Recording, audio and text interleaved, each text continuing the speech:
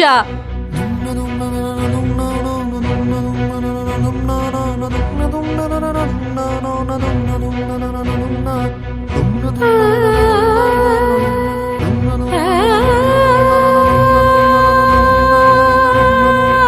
আব্বু,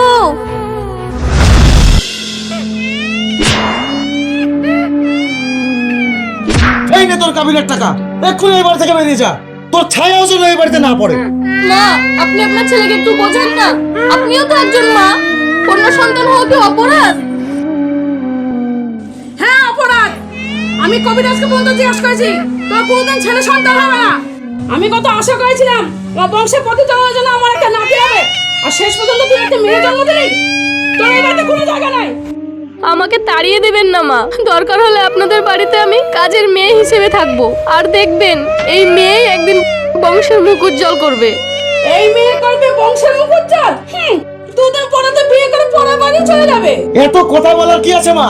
খান ধাক্কা দিয়ে বাড়ি থেকে বের করে দাও। ঠিক আছে, আপনাদেরকে আর এত কষ্ট করতে হবে না। আমি নিজে থেকে এই বাড়ি থেকে চলে যাচ্ছি।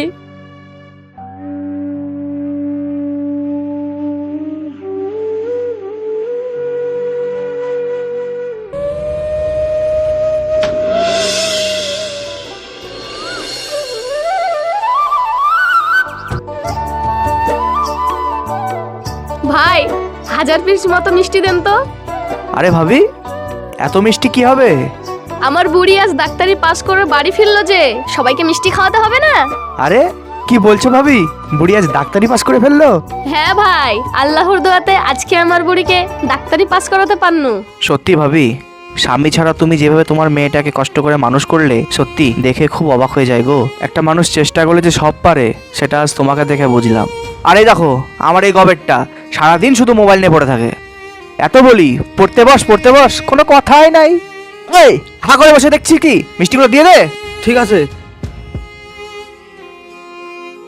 ঠিক আছে ভাবি, তুমি বাড়ি যাও, আমি মিষ্টিগুলো প্যাক করে পাঠিয়ে দিচ্ছি। ঠিক আছে ভাই, এই টাকাটা রাখুন।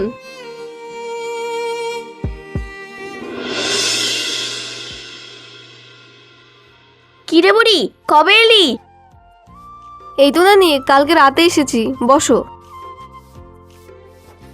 তোর মা কোথায় গেছে রে, দেখতে পাচ্ছি না। মা একটু বিউটি ভাবিদের বাড়ি গেছে গো নানি। নানি, তোমাকে যে ওষুধগুলো দিয়েছিলাম ঠিকঠাক খেয়েছো? হ্যাঁ রে বুড়ি, খেয়েছি। এখন হাঁটুর ব্যথাটা কমই আছে। আরে খালাম্মা যে, তুমি কখন এলা? এই তো আসনু। আরে বুড়ি, আমার শাড়ি কেন ব্যাগে ভরছিস? আমি একা যাব নাকি? আমি এবার তোমাকে নিয়ে যাব। তোকে কতবার বলবো আমি ওই কুসুমপুর গ্রামে যাব না। আচ্ছা মা, ওই কুসুমপুর গ্রামে কি আছে যে তুমি যেতে চাইছো না? দেখো মা, হোস্টেলে এতদিন আমি একা থেকেছি, কিন্তু আজকে আমি ডাক্তার হয়েছি। তুমি এখানে একা একা কেন পড়ে থাকবে? দেখো মা, তোমাকে যেতেই হবে আমার সাথে। দেখ মা, জেদ করিস না। তুই যখন অন্য জায়গায় পোস্টিং হবি আমি সেখানে যাব, কিন্তু আমি ওই গ্রামে যেতে পারবো না রে।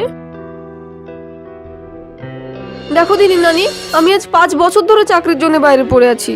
তখন না হয় আমাদের কিছু ছিল না, কিন্তু এখন তো আমি নিজের পায়ে দাঁড়িয়েছি। এত কিছু করার পরেও যদি আমি আমার মাকে না নিয়ে যেতে পারি, তাহলে আমি কি করে শান্তি পাবো বলো তো নানি? নানি, তুমি মাকে একটু বোঝাও না। আমি কেন? তোর মাকে কেউই বুঝিয়ে ওই গ্রামে নিয়ে যেতে পারবে না। কেন নানি? ওই গ্রামে এমন কি আছে? ওই গ্রামেই তোর মায়ের বিয়ে হয়েছিল, তুই যখন 1 বছরের ছিলিস।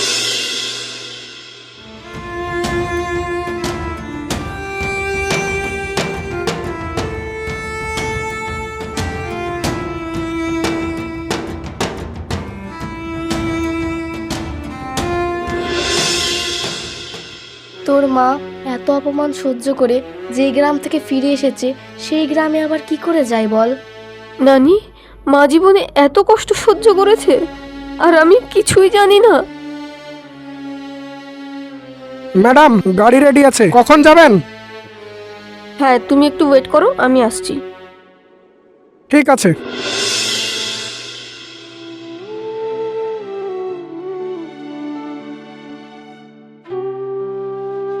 মা, আমাকে জোর করিস না মা, তুই যা, আমি যাব না। আমি নানির মুখে সব শুনেছি মা। মা, তোমার মেয়ে আজ সফল হয়েছে, তোমার তো আজ গর্ব করা উচিত। আর তাছাড়া লজ্জা তো ওদের পাওয়া দরকার। মা, তোমাকে একদম বাইরে বেরোতে হবে না, তুমি কোয়ার্টারে থাকবে, আমি তোমাকে সমস্ত বাজার করে দেব। চলো না মা, তুমি না গেলে আমার একদম ভালো লাগবে না। ঠিক আছে, চ।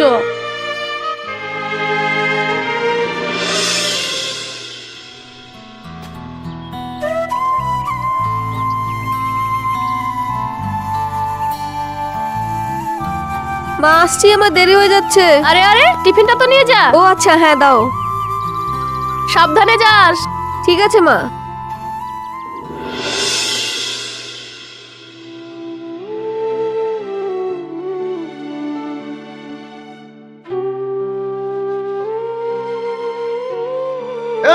চল চল চল চল।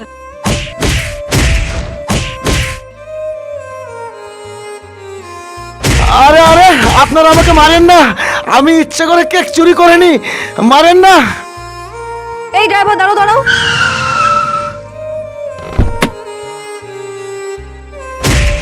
বুড়ে বয়সে আবার মিথ্যা কথা আর শালাকে। আরে আরে, বয়স্ক লোকটাকে ধরে মারছেন কেন? ছাড়ুন, লজ্জা করেন আপনাদের? আমার দোকান থেকে কেক চুরি করলো। কত দাম আপনার কেকের? 10 টাকা। এই নিন আপনার টাকা। যারা দেশের লাখ লাখ টাকা চুরি করছে তাদেরকে আপনারা কিছু বলতে পারবেন না, এই সাধারণ মানুষগুলোকে আপনারা চোখে দেখতে পান। যান এখান থেকে। ইস, কতটা কেটে গেছে। চলুন আমার সাথে, আপনার ট্রিটমেন্ট করাতে হবে।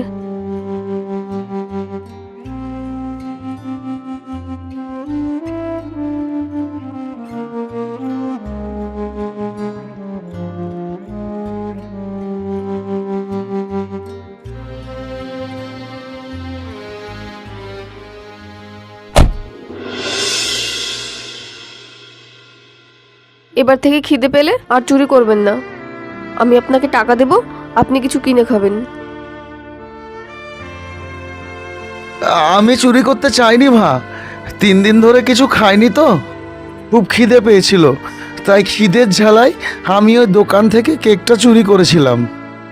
আপনি সত্যিই 3 দিন থেকে কিছু খাননি? না মা, আপনার বাড়িতে ছেলে মেয়ে কেউ নেই?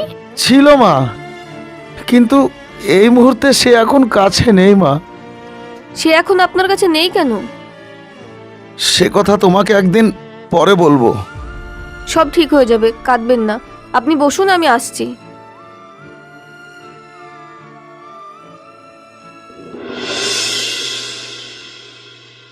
এই নিন আঙ্কেল, খাবারটা খেয়ে নিন।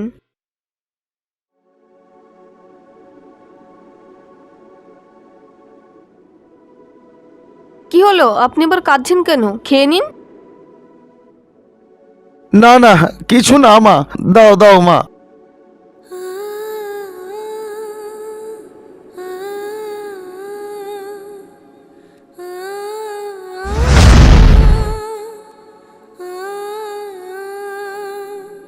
কি হলো আঙ্কেল, আবার কাঁদছেন কেন? এই খাবারের স্বাদটা খুব চেনা চেনা লাগছে মা। ও, এটা আমার মা রান্না করেছে আঙ্কেল।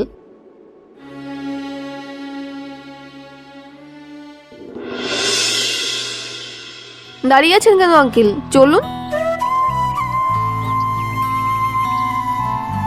আঙ্কেল, ওইদিকে বাথরুম, আপনি হাত মুখ ধুয়ে ফ্রেশ হয়ে নিন, তারপর আপনাকে আশ্রমে রেখে আসবো। ঠিক আছে মা।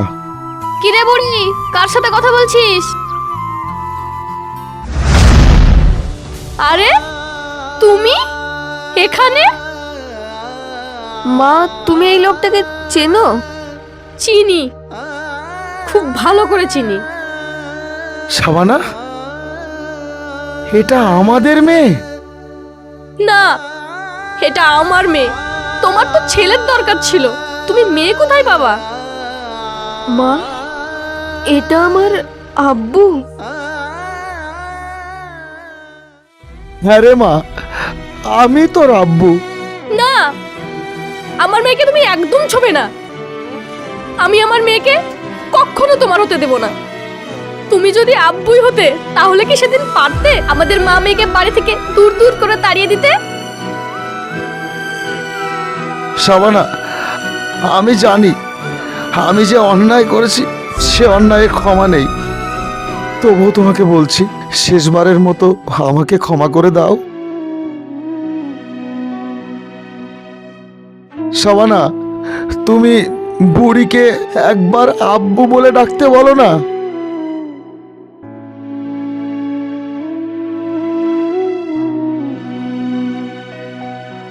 ঠিক আছে, বলতে হবে না। তোমরা ভালো থেকো।